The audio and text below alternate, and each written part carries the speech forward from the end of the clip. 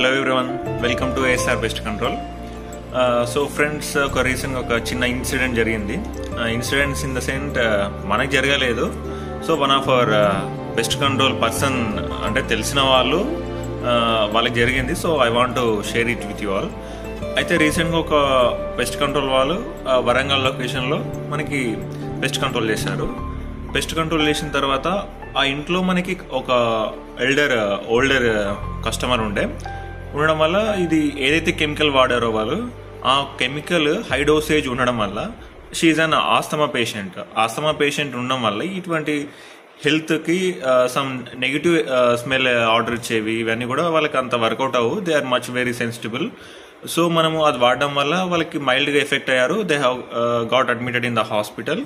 After that they have realized that మనం ఇంట్లో use చేసే డొమెస్టిక్ పర్పస్ కెమికల్స్ వేరే ఉంటాయి. అట్ ద సేమ్ టైం మనము పొలంలో, అంటే గార్డెనింగ్కి, ఫీల్డ్స్లో, పంట పొలాల్లో రైతులు పండిస్తారు కదా, దానికి వాడేవి వేరే ఉంటాయి. In fact this a clear cut difference అండి. సో ఇక్కడ చాలామంది కస్టమర్స్కి అవగాహన లేక ఎవరైతే they are affordable and reasonable price వాళ్ళకి ఇస్తారో, అంటే పెస్ట్ కంట్రోల్ చేయించుకోవాలని విల్లింగ్ ఉన్నప్పుడు వాళ్ళు సో అండ్ సో కంపెనీస్కి ఫోన్ చేస్తారు. ఎవరైతే very low and reasonable price ఇస్తారో వాళ్ళకి ఇచ్చేస్తారు. That is well and good. నేను అది ఇవ్వడం తప్పనట్లేను. బట్ చాలా వరకు ఈ పెస్ట్ కంట్రోల్స్ ఏ విధంగా అయిందంటే మార్కెట్లో, even they did not have any license, even they did not have any training regarding the pest control procedure or process. వాళ్ళనేది ఈ pest control like companies like చిన్న స్టిక్కర్స్ క్రియేట్ చేసి ప్రతి గేట్ కతికేయడం, or else pamphlet create చేయడం, like dash boards, ఇవన్నీ different types of marketing strategies ద్వారా వాళ్ళు మార్కెట్లో వస్తున్నప్పుడు కస్టమర్స్ ఆల్సో, నేను చాలాసార్లు ప్రతిసారి చెప్పేది ఒకటే, కస్టమర్కి అవగాహన లేనంత వరకు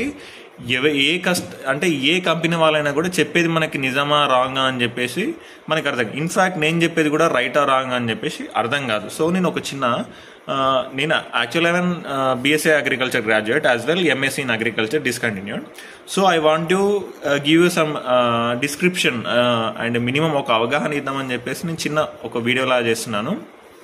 ఫస్ట్ ఆఫ్ ఆల్, డొమెస్టిక్గా ఇంటి పర్పస్గా వాడే మెడిసిన్స్ అనేవి డిఫరెంట్ ఉంటాయండి.